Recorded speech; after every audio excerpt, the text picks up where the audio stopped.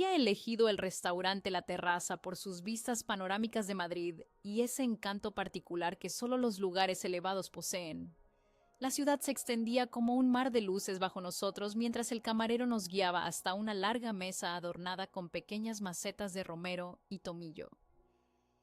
Las lámparas de calor esparcían un resplandor acogedor en aquella noche de principios de otoño, y un guitarrista tocaba suavemente en una esquina melodías que me transportaban a veranos en Andalucía, a casa de mi abuela Carmela. Estábamos allí para celebrar nuestro 10º aniversario de matrimonio, un año que habíamos prometido sería más tranquilo que el anterior. Así que me entregué al ritual con esmero. El vestido color vino que había reservado para esta ocasión, las tarjetas de mesa escritas a mano con tinta dorada, la tarta de 3 pisos con nuestras iniciales entrelazadas en el fondant. Los invitados fueron llegando con la brisa del atardecer. Mi amiga de toda la vida, Lucía, apareció equilibrando un bolso de pañales, varias bolsas de regalo y la curiosidad imparable de su hijo Mateo de 4 años. El pequeño trazaba círculos con sus zapatos en las baldosas de la terraza, luego corría hacia los cristales de seguridad y se quedaba hipnotizado observando los coches allá abajo, como hormigas siguiendo caminos invisibles. ¿Te acuerdas cuando nos conocimos en la facultad?, preguntó Lucía mientras tomaba la copa de cava que le ofrecía un camarero. ¿Quién nos iba a decir que terminaríamos así, tú con tu consulta, yo con este terremoto y todos reunidos aquí arriba como si fuéramos importantes? Sonreí porque Lucía siempre había tenido esa capacidad de hacerme sentir normal incluso en los momentos más cuidadosamente planificados. Levanté mi copa un poco más alto de lo habitual, dejando que el tallo fino me diera estabilidad. Madrid zumbaba. Los camareros se deslizaban entre los invitados con bandejas de canapés, y por un momento la terraza entera parecía perfectamente orquestada. Una pequeña prueba de que la vida podía ser organizada según nuestros deseos. Observé a Miguel moverse entre las conversaciones como si perteneciera a todas ellas a la vez.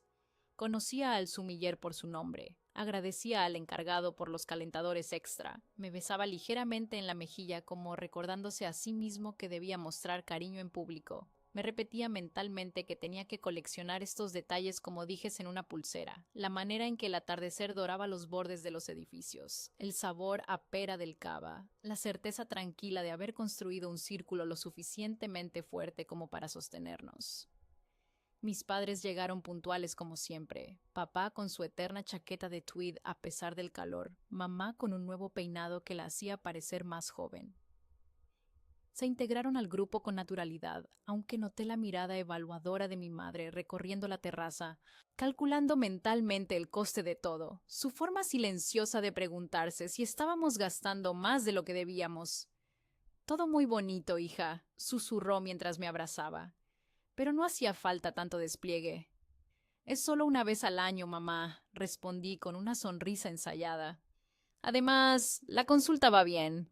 No mencioné que había sido Miguel quien insistió en el lugar, en invitar a sus socios del bufete, en que todo fuera impecable. Para él, estas cosas eran inversiones, no gastos. Cada contacto, cada impresión, todo sumaba en su calculada ascensión en el mundo de los abogados corporativos de Madrid. La noche avanzaba según lo previsto. Los entrantes dieron paso al plato principal, un cordero asado que se deshacía en la boca. Las conversaciones fluían entre mesas mezclándose con las notas de la guitarra y las risas ocasionales. Me permití relajarme finalmente, convencida de que había logrado crear un espacio perfecto para nosotros. ¿Te acuerdas cuando vivíamos en ese piso minúsculo en Lavapiés?, me preguntó Miguel al oído mientras servía más vino en mi copa. Mira dónde estamos ahora, asentí recordando aquel apartamento con cañerías ruidosas y vecinos que cocinaban con demasiadas especias. Habíamos recorrido un largo camino desde entonces. El sacrificio valía la pena, me repetía. Los turnos dobles en la clínica pediátrica, las noches que Miguel pasaba preparando casos, los fines de semana perdidos, las vacaciones canceladas en el último momento. Carlos, el mejor amigo de Miguel desde la facultad, propuso un brindis. Todos levantaron sus copas mientras él hablaba de perseverancia, de sueños cumplidos, de la admirable pareja que formábamos. Me pregunté si realmente nos veía así o solo estaba cumpliendo con su papel. Miguel sonreía ampliamente, el tipo de sonrisa que reservaba para las ocasiones públicas. Perfecta, calculada, ligeramente distinta a la que mostraba en casa. Cerca de las 10, cuando los postres comenzaban a salir de la cocina, sentí la mano pequeña y cálida de Mateo tirando de mi vestido. Me incliné hacia él con una sonrisa. ¿Qué pasa, cariño? ¿Quieres un trozo de tarta? Sus grandes ojos oscuros me miraron con esa claridad desconcertante que solo los niños poseen. Estaba a punto de responderme cuando su atención se desvió hacia el otro lado de la terraza. La sonrisa infantil se transformó en un gesto de reconocimiento y señaló con su dedito hacia donde Miguel conversaba animadamente con una mujer que yo no conocía, una invitada de último momento que alguien había traído. «Tía Elena», dijo con la inocencia brutal de la infancia, «¿por qué el tío Miguel besa a esa señora como besa a mamá?» El tiempo se congeló en ese instante. Las palabras del niño quedaron suspendidas en el aire entre nosotros como una verdad demasiado grande para el espacio que ocupábamos. Sentí que mi copa resbalaba entre mis dedos, derramando el vino tinto sobre las baldosas claras de la terraza, una mancha que se expandía como la revelación misma. El sonido se desvaneció de la terraza como si alguien hubiera girado lentamente el botón del volumen hasta el silencio. Un camarero quedó inmóvil con la botella suspendida sobre una copa. El guitarrista dejó de tocar como si sus dedos se hubieran olvidado de las cuerdas. Mi mano, húmeda por el vino derramado, temblaba ligeramente mientras intentaba procesar las palabras de Mateo, palabras que parecían demasiado grandes para salir de una boca tan pequeña. Miré a través de la terraza y encontré a Miguel junto a una mujer que había sido presentada como la prima de algún colega. No estaban besándose en ese momento, por supuesto, pero la familiaridad en su postura, la manera en que sus cuerpos se inclinaban el uno hacia el otro, contaban una historia diferente a la que yo había estado narrándome durante meses. La gente me observaba como quien contempla un cuadro cuyo significado acaba de cambiar ante sus ojos, buscando una nueva lógica en trazos que creían conocer. Sus miradas se deslizaron desde mi vestido hasta la tarta, las manchas de vino en el mantel blanco, y luego más allá de mí, hacia el hombre que era el centro de la certeza infantil de Mateo. Mi garganta se cerró alrededor de todo lo que no podía permitirme decir. En el segundo que siguió al silencio, sentí que la arquitectura de la noche se inclinaba peligrosamente, y planté mis pies entre los fragmentos de cristal y verdad. Mateo, cariño, dije con una voz que no reconocí como mía, ¿por qué no vamos a ver los postres que están preparando en la cocina? Lucía, que había estado hablando con mi madre, se acercó rápidamente. La confusión en su rostro se transformó en comprensión cuando vio mi expresión. Sus ojos se dirigieron hacia Miguel, luego hacia la mujer desconocida, y finalmente volvieron a mí. Vi el momento exacto en que las piezas encajaron en su mente. Elena, yo... comenzó, pero la detuve con un gesto sutil. Ahora no, murmuré. El niño, asintió, entendiendo la prioridad. Juntas llevamos a Mateo hacia la mesa de postres, lejos del epicentro de lo que prometía convertirse en un terremoto social. Mientras caminaba, sentía las miradas de todos los invitados siguiéndome, analizando cada paso, cada gesto, el peso de 40 pares de ojos evaluando mi dignidad en tiempo real. Mi padre se acercó, su rostro una máscara de preocupación contenida. ¿Está todo bien? No, respondí con una calma que me sorprendió. Pero lo estará, te lo explicaré después. Vi a Miguel avanzar hacia nosotros, su expresión oscilando entre la confusión y la alarma. Había notado el cambio en el ambiente, el silencio repentino, las miradas. Cuando nuestros ojos se encontraron, vi un destello de pánico en los suyos. No era el pánico de ser descubierto, era el pánico de no saber qué había sido descubierto exactamente. ¿Qué ha pasado?, preguntó cuando llegó junto a nosotros, su mano posándose en mi brazo con una familiaridad que ahora me resultaba insoportable. Respiré profundamente, consciente de las docenas de personas que observaban cada movimiento. Este no sería el lugar para confrontaciones. No permitiría que nuestro matrimonio terminara como un espectáculo para el entretenimiento ajeno. Necesito que te encargues de los invitados, le dije con voz baja pero firme. Diles que me ha surgido una emergencia en la clínica. Un paciente. Algo creíble.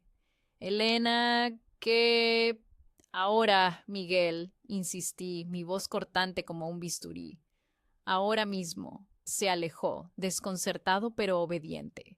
Le vi dirigirse hacia sus socios del bufete, gestos de disculpa, explicaciones improvisadas, la maquinaria social funcionando a pesar del engranaje roto en su centro. Me giré hacia el encargado del restaurante, un hombre llamado Javier que nos había atendido con profesionalidad toda la noche. Necesito pagar la cuenta ahora y preparar cajas para la tarta. La fiesta ha terminado. Señora, ¿está segura? Apenas han servido los postres y... Completamente segura, respondí, sacando la tarjeta de crédito de mi bolso. Y por favor, que el personal se lleve lo que sobre. Han trabajado demasiado para que su esfuerzo acabe desperdiciado. Mientras Javier se alejaba, me volví hacia Lucía, que sostenía a Mateo en brazos. El niño jugaba distraídamente con el collar de su madre, ajeno al caos que sus palabras habían desatado. Lucía, dije con calma, necesito que me hagas un favor. Lo que sea, respondió, sus ojos brillantes de preocupación y algo más que no quise interpretar. Llévate a Mateo a casa, y luego necesito que me expliques exactamente qué sabe tu hijo sobre Miguel y por qué lo sabe. Su rostro palideció. Vi el miedo, la culpa, la vergüenza atravesarlo como nubes durante una tormenta de verano. Asintió una sola vez, incapaz de mantener mi mirada. Elena, te juro que yo no sabía nada hasta hace muy poco y no sabía cómo decírtelo. Pensé que quizás me equivocaba o... Ahora no, interrumpí. Hablaremos mañana. Los invitados comenzaron a moverse con la torpeza de quienes se encuentran de repente en una obra de teatro sin guión. Recogían sus pertenencias, murmuraban en pequeños grupos, lanzaban miradas hacia Miguel, hacia mí, hacia la mujer que ahora permanecía aislada en una esquina de la terraza. Me moví entre ellos como una anfitriona en el ojo del huracán. Agradecí a cada uno por venir. Presioné pequeños paquetes con flores de la mesa en sus manos y les dije que la noche terminaba aquí. No levanté la voz, pero la usé como una red, arrastrando el desastre hacia los bordes donde podía ser contenido. Cuando alguien intentaba preguntar, yo respondía con una sonrisa practicada durante años de tratar con padres ansiosos en la clínica pediátrica. Tranquilizadora pero final. Mis padres fueron los últimos en marcharse, renuentes a dejarme sola. Mi madre me abrazó con fuerza inusual. «Ven con nosotros esta noche», susurró. «No», respondí. «Necesito hacer esto a mi manera». Mi padre, hombre de pocas palabras, simplemente apretó mi hombro y dijo: «Llama cuando nos necesites. Estaremos esperando». Cuando finalmente quedamos solos, Miguel y yo nos miramos desde extremos opuestos de la terraza. La mesa larga entre nosotros parecía haberse estirado kilómetros. Había desaparecido la mujer, se habían marchado los invitados, solo quedábamos nosotros y el personal que discretamente recogía los restos de una celebración que ya no existía. ¿Me vas a explicar qué demonios ha pasado?, preguntó finalmente, su voz mezclando indignación y nerviosismo. No aquí, respondí. Y no ahora. Elena, sea lo que sea que creas que ha ocurrido, detente, dije, mi voz cortando el aire como una navaja. No gastes mentiras en este lugar. Han trabajado demasiado duro para prepararlo todo. Firmé la cuenta con pulso sorprendentemente firme, añadiendo una generosa propina. Javier me entregó las cajas con los restos de la tarta que nadie había probado. «Para la clínica», le dije, «para los niños ingresados». Abandonamos la terraza por separado. Yo tomé el primer taxi que pasó y di la dirección de nuestro apartamento en Chamberí. Durante el trayecto observé Madrid brillando bajo la noche, las mismas luces que horas antes me habían parecido una promesa. Ahora solo veía reflejos distantes, como estrellas muertas cuya luz todavía viaja hacia nosotros mucho después de haberse extinguido. El apartamento me recibió con su silencio particular, ese silencio que pertenece a los espacios que creíamos conocer, pero que de pronto se vuelven territorios extraños. Encendí solo las luces imprescindibles mientras me movía por las habitaciones como si atravesara un museo de mi vida anterior. Las fotografías enmarcadas en las paredes, los libros perfectamente ordenados, los pequeños objetos acumulados durante años. Todo parecía observarme con nuevos ojos. En nuestro dormitorio me quité el vestido color vino, ahora manchado, y lo metí en una bolsa para la tintorería, aunque dudaba que volvería a usarlo. Me puse unos vaqueros y una camiseta simple, ropa de batalla. No quería estar en pijama cuando Miguel llegara, no quería parecer vulnerable. Mientras esperaba, la calma artificial que había mantenido durante la fiesta comenzó a resquebrajarse. Mis manos temblaban cuando intenté hacerme un té, así que opté por un coñac que guardábamos para ocasiones especiales. La ironía no se me escapó mientras servía el líquido ámbar en un vaso. El ordenador portátil me llamaba desde la mesa del comedor. Lo abrí y comencé a hacer lo que mejor sabía: organizar el caos. El trabajo metódico siempre había sido mi refugio. Durante mis turnos en urgencias pediátricas, mientras otros médicos se paralizaban ante ciertos casos, yo encontraba claridad en los protocolos, en las listas, en la secuencia ordenada de acciones necesarias. Abrí una nueva hoja de cálculo y comencé a registrar fechas: congresos médicos a los que Miguel supuestamente había asistido, viajes de negocios inesperados, noches de trabajo que se habían alargado. Crucé esas fechas con los extractos bancarios que pude revisar en línea, buscando patrones, coincidencias, pruebas. La médica metódica diseccionando la enfermedad de su matrimonio. El móvil vibró con un mensaje de Lucía. Lo siento infinitamente. Necesitamos hablar. Te quiero. Lo dejé sin responder. Nuestra amistad de 20 años tendría que esperar su diagnóstico hasta que hubiera tratado la herida principal.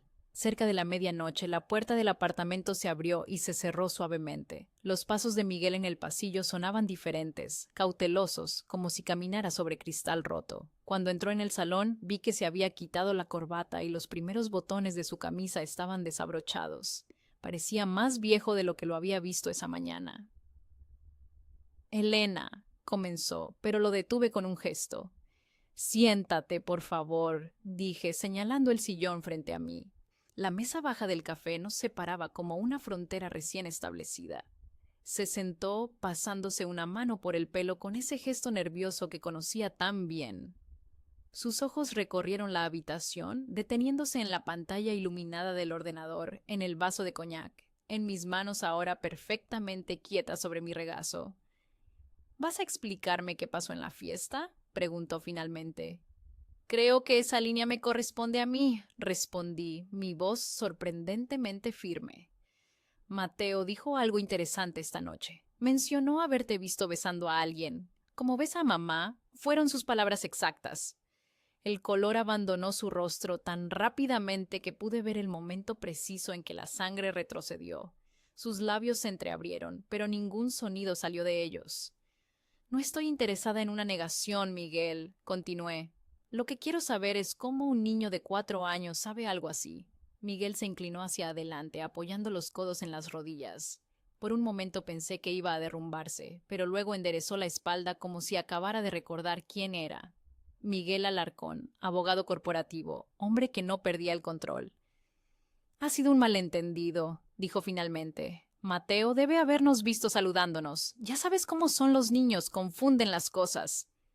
Mateo no confunde nada, repliqué. Es un niño sorprendentemente observador. Lo que me intriga es cuándo tuvo la oportunidad de observarte con esa mujer. Miguel se levantó bruscamente, moviéndose hacia la ventana como si necesitara aire. Contra el cristal oscuro, su reflejo parecía una versión fantasmal de sí mismo. Elena, estás exagerando todo esto. Ha sido una noche estresante y 3 congresos en Barcelona en los últimos 6 meses. Interrumpí, consultando mis notas. Extraño, porque según la página de la Asociación de Abogacía solo hubo uno. También hay 5 noches de trabajo hasta la madrugada donde las llamadas a tu despacho no fueron respondidas. Y esa vez que tu vuelo se retrasó desde Valencia, pero no apareciste en ninguna lista de pasajeros afectados. Se giró lentamente, su expresión cambiando de la defensiva a algo más oscuro, más peligroso. ¿Me has estado investigando? No hasta esta noche, respondí. Pero siempre he tenido buena memoria para las fechas. Es parte de mi trabajo, ya sabes.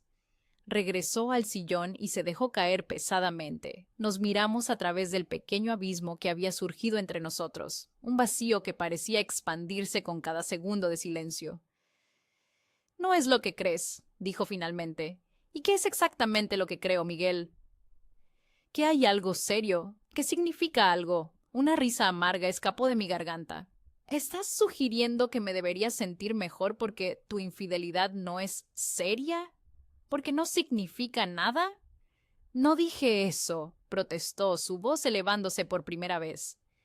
Entonces explícame qué debería creer. Explícame cómo el hijo de mi mejor amiga te ha visto besando a otra mujer. Explícame por qué Lucía parece devastada por un secreto que evidentemente conocía.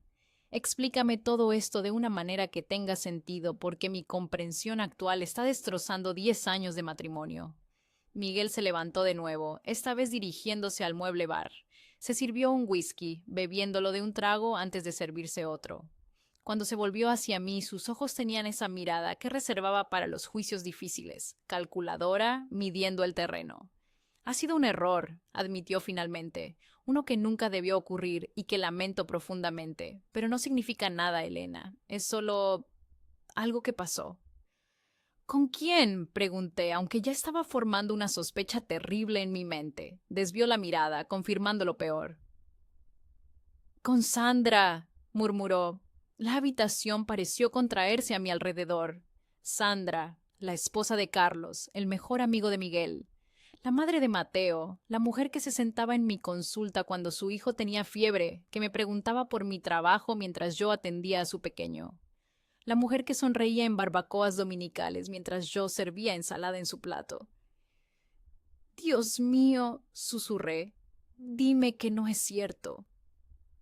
Fue un error, repitió, como si esa palabra pudiera borrar la traición multiplicada por cada conexión rota.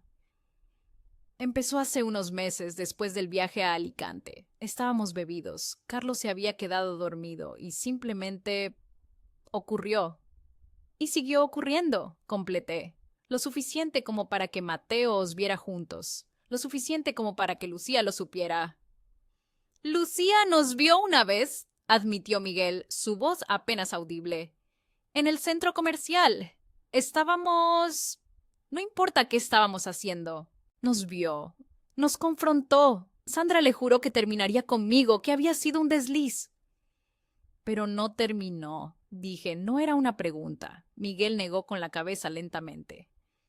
¿Por qué Lucía no me lo contó? Pregunté, más para mí misma que para él. Ella quería hacerlo, respondió Miguel sorprendentemente. Sandra la convenció de que lo haría ella misma, que necesitaba tiempo para encontrar el momento adecuado. Supongo que estaba ganando tiempo, esperando que todo se enfriara por sí solo.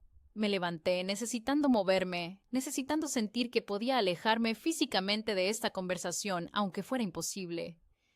Caminé hasta la ventana que daba a la calle Ponzano, observando las pocas personas que todavía transitaban a esa hora. Parejas regresando de bares, risas ocasionales, vida normal continuando mientras la mía se desmoronaba en este apartamento silencioso.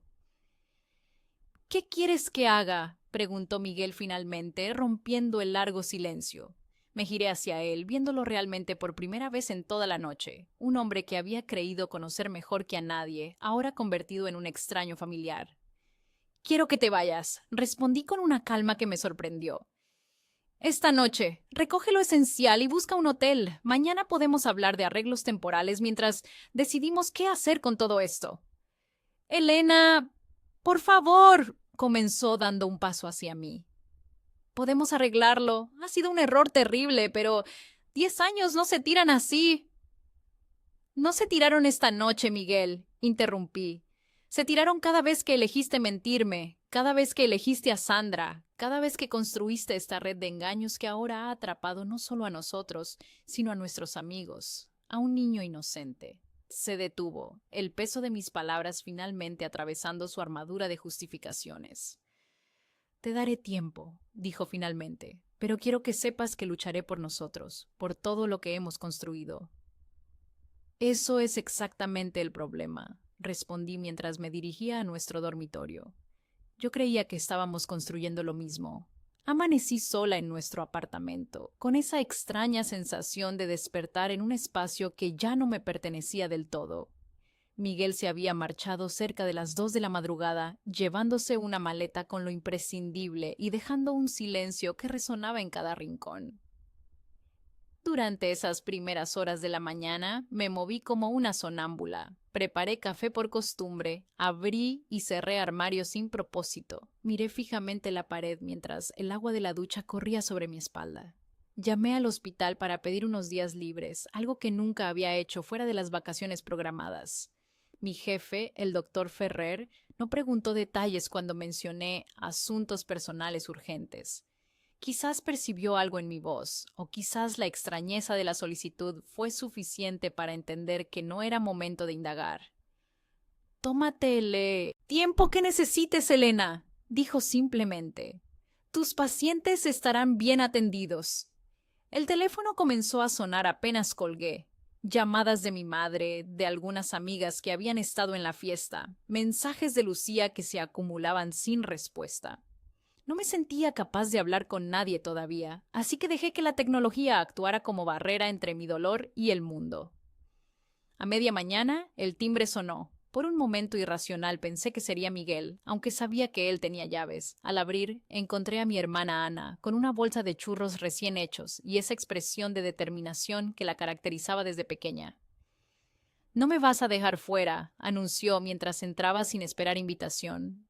«Mamá está preocupadísima, pero le dije que yo me encargaría primero. ¿Sabes cómo es? Vendría con toda la artillería pesada». Le agradecí mentalmente por detener el despliegue maternal completo. Mi madre, con toda su buena intención, tenía la capacidad de transformar cualquier crisis en una operación militar donde ella asumía el mando. «¿Cómo te has enterado?», pregunté mientras servía café para ambas. «Carlos llamó a papá esta mañana», respondió, dejando los churros sobre un plato. «Está destrozado. Dice que no tenía ni idea. Se ha llevado a Mateo a casa de sus padres en Toledo». Carlos. Había estado tan centrada en mi propio dolor que apenas había pensado en él. El otro traicionado en esta historia, el amigo que probablemente estaba atravesando su propio infierno en este preciso momento. «¿Y Sandra?», pregunté, casi temiendo la respuesta. Según Carlos, recogió algunas cosas y se fue a casa de su hermana. No respondió a sus llamadas después de que él confrontara lo ocurrido. Ana tomó mi mano sobre la mesa. «Oye, no tienes que hablar de esto si no quieres». Pero necesitaba hablar. Las palabras salieron de mí como agua de una presa rota. La fiesta, las palabras inocentes de Mateo, la confesión de Miguel, la implicación de Lucía. Ana escuchó en silencio, apretando mi mano ocasionalmente, conteniendo su propio enfado para darme espacio al mío. «¿Qué vas a hacer ahora?», preguntó finalmente. «No lo sé», admití. Una parte de mí quiere llamar a un cerrajero y cambiar todas las cerraduras. Otra parte quiere fingir que nada ha ocurrido. Y otra quiere entender por qué pasó todo esto. «No siempre hay un porqué, Elena», dijo Ana suavemente. «A veces la gente simplemente hace daño porque puede, porque es más fácil satisfacer sus deseos que pensar en las consecuencias». Recordé los pacientes que trataba en la clínica, niños que preguntaban «¿por qué me duele?», cuando realmente lo que querían saber era «¿cuándo dejará de doler?». Quizás estaba haciendo la pregunta equivocada. Cerca del mediodía recibí un mensaje de Miguel preguntando si podía pasar a recoger más cosas. Le respondí que no estaría en casa, que usara sus llaves y que se asegurara de cerrar bien al salir. Necesitaba aire, distancia, la ilusión de movimiento, aunque fuera solo caminar sin rumbo por las calles que conocía de memoria. Madrid, en octubre, tiene una luz particular, dorada y suave, que parece filtrar la realidad a través de un velo amable. Caminé por el Parque del Oeste, observando a las familias, las parejas, los corredores solitarios, todos viviendo sus propias historias mientras la mía se desmoronaba. Me senté en un banco frente al templo de Devot, ese fragmento de Egipto incongruentemente hermoso en medio de Madrid, y dejé que el sol de media tarde calentara mi rostro. Mi teléfono vibró con un mensaje de Lucía.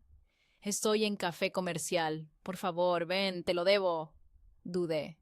No estaba segura de estar preparada para esa conversación, para mirar a los ojos a la persona que había guardado un secreto que me destrozaba.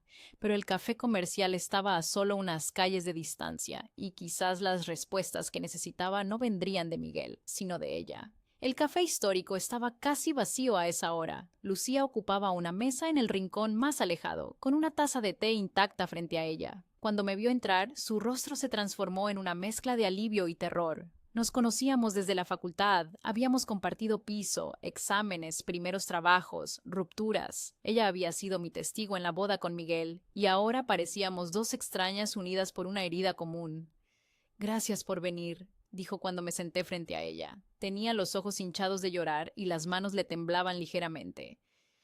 Cuéntame tu versión, respondí sin preámbulos. Necesito saber exactamente qué sabías y desde cuándo. Lucía respiró profundamente, como preparándose para un salto. Los vi hace un mes, en el Corte Inglés de Castellana. Estaba con Mateo en la sección infantil, y ellos no me vieron. Estaban muy cerca, en un rincón apartado. Se besaban. Su voz se quebró ligeramente. Dejé a Mateo con una dependienta, diciéndole que volvía enseguida, y le seguí. Se dirigieron al aparcamiento, hablando en voz baja, riéndose como adolescentes. Confronté a Sandra allí mismo.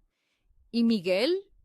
Él parecía avergonzado, pero no sorprendido de verme. Sandra me juró que era algo reciente, un error, que iba a terminarlo. Me rogó que no te dijera nada, que ella necesitaba ser quien te lo contara, que le diera tiempo para arreglar las cosas con Carlos primero.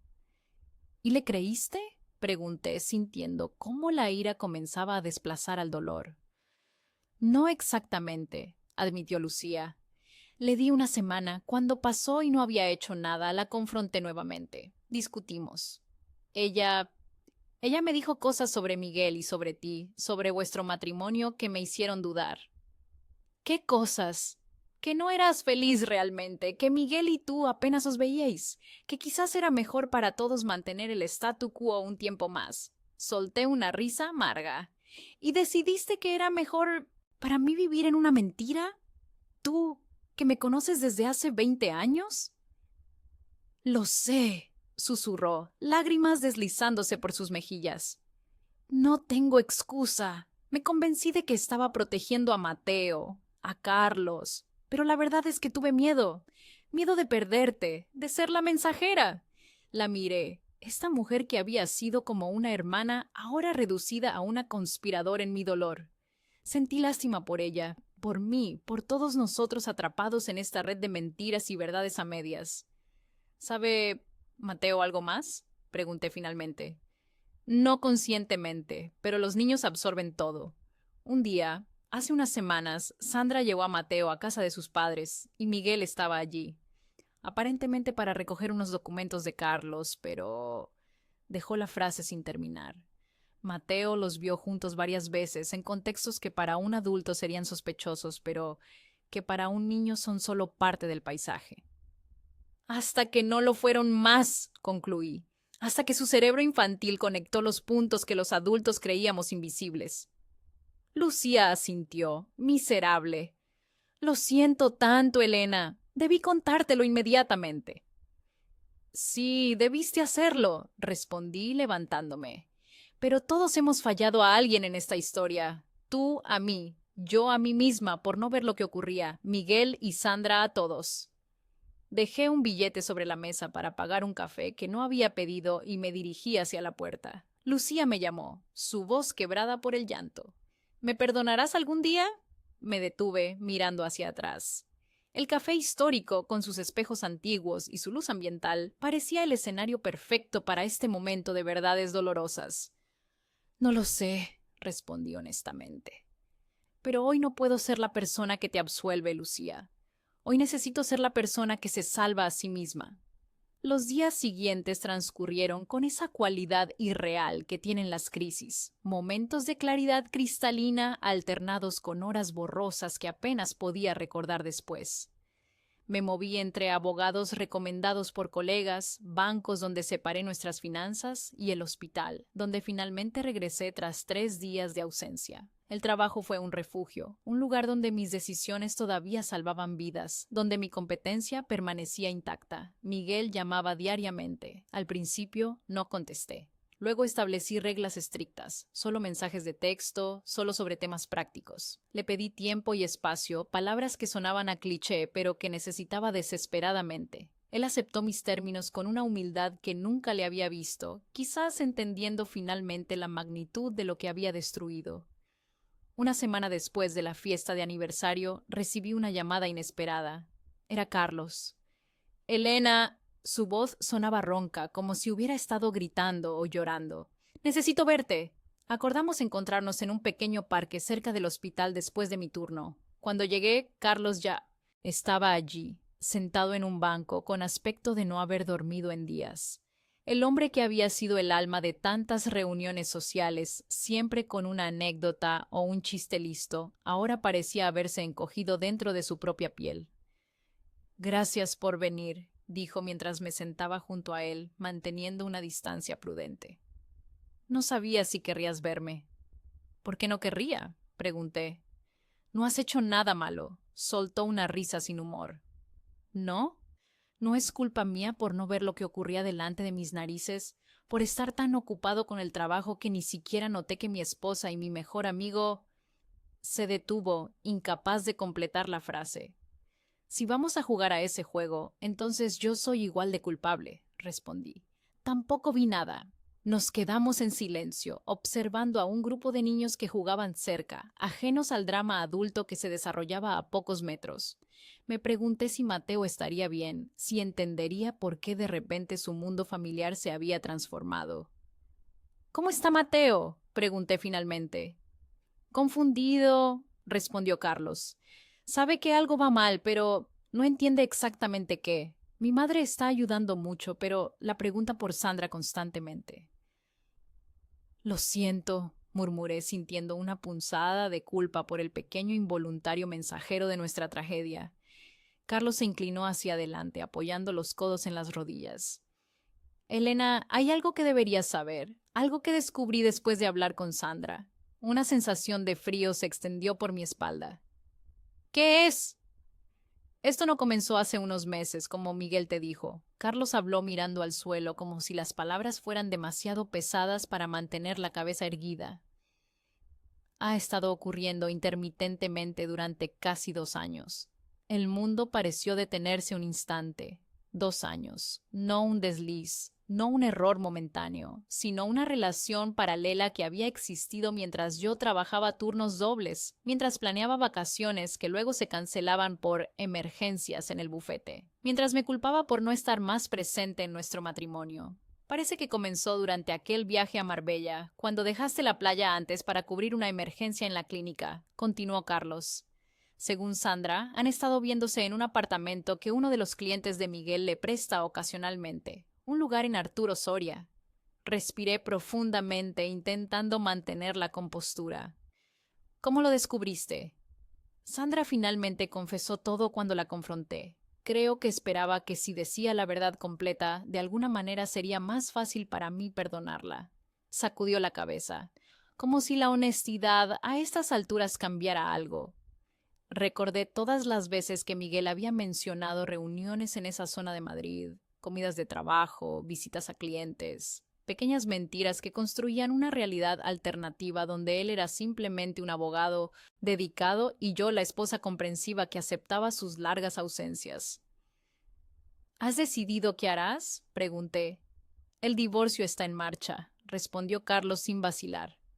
«Pelearé por la custodia de Mateo. No será fácil, pero tengo buenos abogados».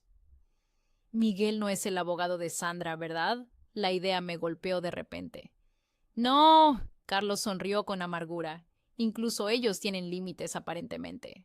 Un silencio incómodo se instaló entre nosotros. 2 extraños unidos por la traición de las personas que más habíamos querido. «¿Y tú?», preguntó finalmente. «¿Has decidido?» «Estoy en ello», respondí. «Necesito hablar una última vez con Miguel antes de tomar una decisión definitiva». Carlos asintió comprensivo. «Solo recuerda que, sea cual sea tu decisión, no estás sola en esto. Sé que Lucía también te falló, pero...» «Lucía tomó sus decisiones», interrumpí más bruscamente de lo que pretendía. «Lo sé. Y créeme, entiendo tu enfado, pero también sé que te quiere». Carlos se levantó preparándose para marcharse. «Todos hemos perdido algo en este desastre, Elena. No pierdas también a las personas que aún pueden estar a tu lado».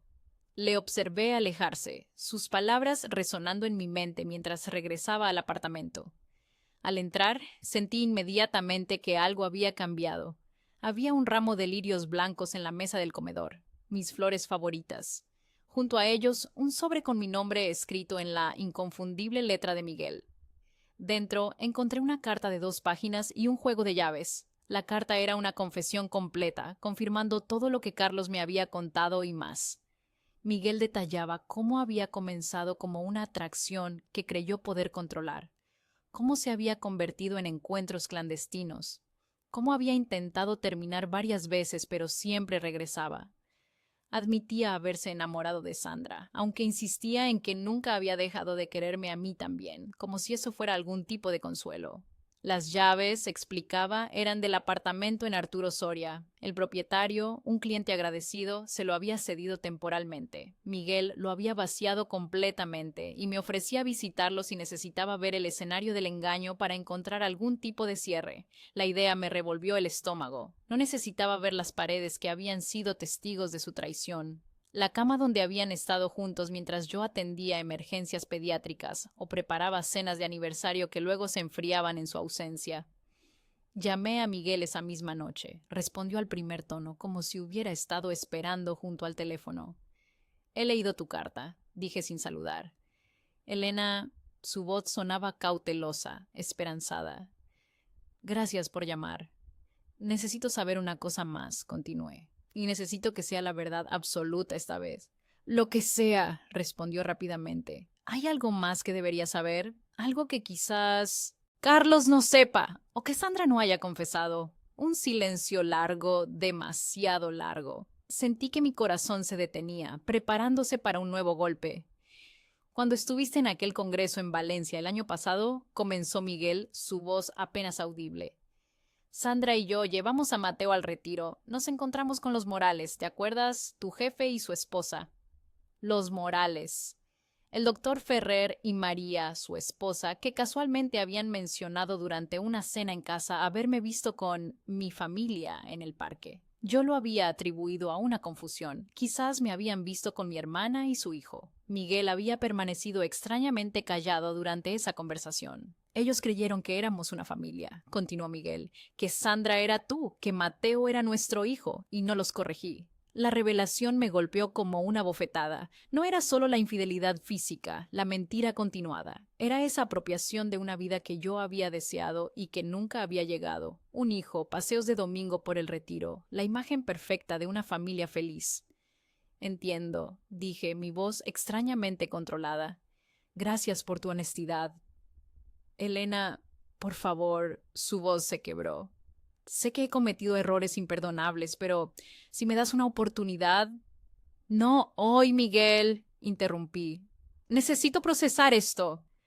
Te quiero, dijo como si esas palabras pudieran reparar algo. También yo te quería, respondí, utilizando deliberadamente el pasado. Pero no sé si la persona que quería existe realmente. Colgué antes de que pudiera responder. Esa noche me senté en el balcón de nuestro apartamento con una copa de vino, observando cómo Madrid se transformaba con las luces del anochecer. Pensé en todas las versiones de mí misma que habían existido, la estudiante de medicina ambiciosa, la residente exhausta pero entusiasta, la esposa dedicada, y ahora esta nueva versión, aún en formación, definida por una traición pero determinada a no ser consumida por ella. Pensé en las palabras de Carlos, en no perder a quienes aún podían estar a mi lado. Tomé el teléfono y tras un momento de duda envié un mensaje a Lucía. Café comercial, mañana a las 9. Hablaremos. El otoño dio paso al invierno y con él llegaron cambios que nunca había anticipado. Vendí el apartamento de Chamberí, incapaz de seguir viviendo entre recuerdos que ahora parecían pertenecer a otra persona. Encontré un pequeño ático en Malasaña, con una terraza desde donde podía ver los tejados de Madrid y un cielo que parecía más amplio, más lleno de posibilidades. El espacio era la mitad de grande que nuestro antiguo hogar, pero era mío, sin rastros de una vida compartida que ya no existía. El proceso de divorcio avanzaba con la lentitud burocrática que Miguel siempre había criticado en sus clientes. Ironía de la vida. Ahora él mismo se encontraba atrapado en ese laberinto legal, firmando documentos, dividiendo bienes, desmantelando metódicamente 10 años de matrimonio. Nos comunicábamos principalmente a través de abogados, aunque ocasionalmente nos reuníamos en cafeterías neutrales para resolver detalles prácticos. En esos encuentros observaba a Miguel como quien mira una fotografía antigua, con cierta nostalgia, pero sin el dolor punzante de los primeros días. Él parecía haber envejecido años en cuestión de meses. Me contó, en uno de esos cafés rápidos, que había dejado el bufete donde trabajaba, Demasiadas preguntas, demasiados rumores. Madrid podía ser una ciudad inmensa o un pueblo pequeño dependiendo de los círculos en que uno se moviera. He aceptado una oferta en Barcelona, dijo, revolviendo un café que apenas había probado. Un nuevo comienzo. ¿Y Sandra? Pregunté, sorprendiéndome a mí misma por ser capaz de pronunciar su nombre sin que me temblara la voz. Miguel negó con la cabeza. Terminó hace tiempo. Ella regresó con sus padres a Sevilla, después de que el juez concediera la custodia principal a Carlos. No sentí la satisfacción que quizás habría esperado meses atrás. Solo una tristeza difusa por todo lo perdido, por las vidas trastocadas, especialmente la de Mateo. ¿Cómo está el niño? Bien, según Carlos. Ha empezado a ir a un psicólogo infantil. Parece que le está ayudando. Miguel levantó la vista de su taza. Aún preguntas por él después de todo. No fue culpa suya, respondí simplemente. Los niños no deberían pagar por los errores de los adultos. Nos despedimos con un apretón de manos formal, como colegas que han terminado un proyecto complicado. Quizás eso es lo que habíamos sido al final, socios en una empresa fallida llamada matrimonio.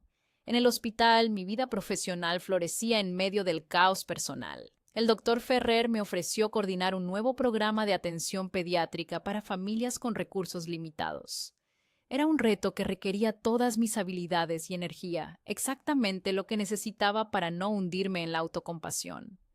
Los días en la clínica se volvieron más largos, pero también más satisfactorios. Mi relación con Lucía se reconstruía lentamente como un hueso que necesita tiempo para soldarse después de una fractura. Nuestro café en el comercial había sido difícil, con silencios incómodos y palabras cuidadosamente elegidas. Pero habíamos dado el primer paso. Ahora quedábamos ocasionalmente, generalmente con Ana como amortiguador emocional. No era la amistad despreocupada que habíamos tenido, pero era algo que ambas nos esforzábamos por salvar. Una tarde de enero, mientras salía del hospital tras un turno particularmente agotador, me encontré con Carlos en la cafetería cercana. Llevaba a Mateo de la mano. El niño me reconoció inmediatamente y corrió hacia mí con esa alegría sin reservas que solo los niños pueden mostrar. ¡Tía Elena! Gritó abrazándose a mis piernas. ¡Te he echado de menos! Sentí un nudo en la garganta mientras me agachaba para abrazarlo. Carlos me miró con una mezcla de disculpa y esperanza. Estaba cerca para una revisión de Mateo con el otorrino, explicó. Pensé que quizás podríamos saludarte si no te molestaba.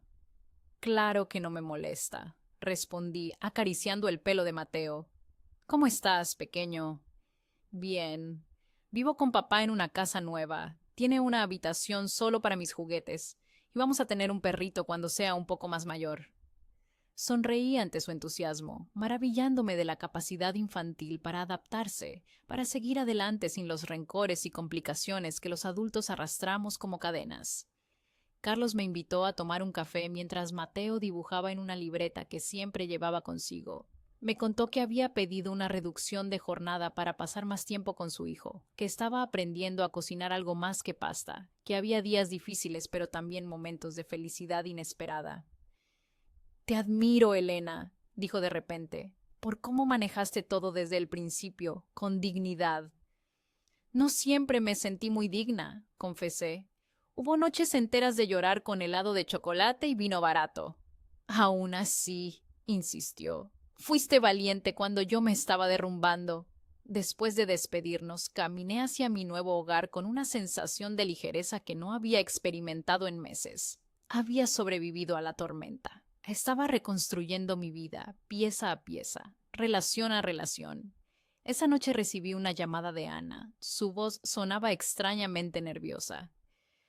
¿Te acuerdas de Javier, el amigo de Alberto que conociste en Nochevieja?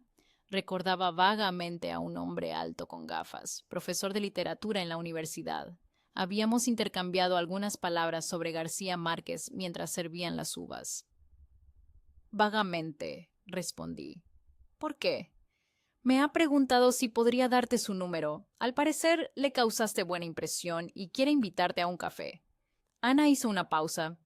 Le dije que te preguntaría primero. Sé que quizás es demasiado pronto, pero pensé que no perdíamos nada consultándote. Mi primer impulso fue decir no. La idea de conocer a alguien nuevo, de exponerme a la posibilidad de otra decepción, me resultaba agotadora. Pero entonces pensé en Mateo dibujando tranquilamente, en Carlos aprendiendo a cocinar, en todas las personas que estaban encontrando nuevos caminos en medio del desastre. Dale mi número, dije finalmente. Un café no compromete a nada. Ana soltó un pequeño grito de alegría que me hizo sonreír. ¡Estupendo! Te va a caer bien, ya verás. Es inteligente, amable y tiene ese sentido del humor un poco raro que siempre te ha gustado. Cuando colgamos, salí a la pequeña terraza de mi ático. Madrid se extendía bajo el cielo nocturno, las luces de miles de ventanas recordándome que detrás de cada una había historias como la mía. Amores, traiciones, pérdidas, reconciliaciones, nuevos comienzos. El fin de semana siguiente regresé al restaurante La Terraza por primera vez desde aquella noche fatídica. No fue casualidad, fue una decisión consciente de enfrentar los fantasmas, de reclamar espacios que habían quedado marcados por el dolor.